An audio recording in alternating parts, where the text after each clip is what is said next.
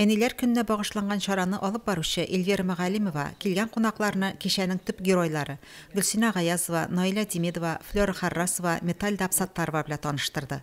Олы йөрәкле, сабыр, түзем әни-әбиләр алар. Инде үзләре дә өлкән яшьтә булуга карамастан, һаман да бала дип җан атып яшиләр.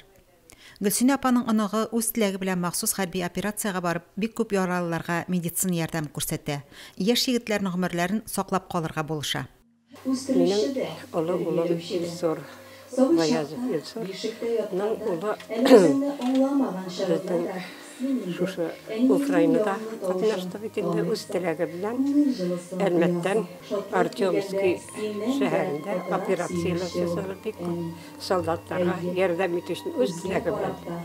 Исән мин әйләнеп кайтты, Аллага шөкер, үзенең исем үтәде.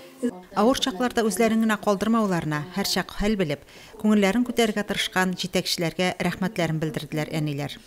Без бик зур рәхмәтле безне искә алып торулары һәм район җитәкчеләренә безне бөтен мероприятиеләргә чакырып, безне алдан күрүләре өчен бик зур рәхмәт.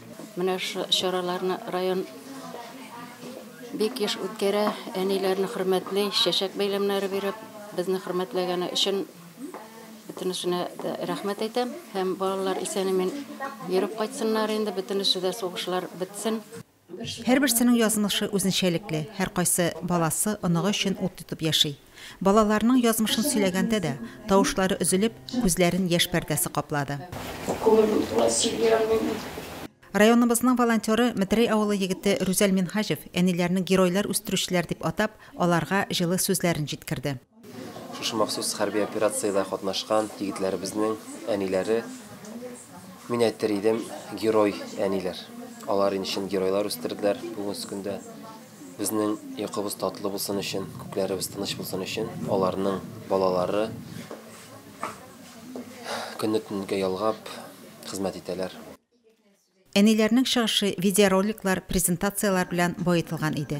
Кичә Эльза Хисамиеваның әниләргә багышланган җырлары китапхана хезмәткәрләренең шигырьләре белән үрелеп барды.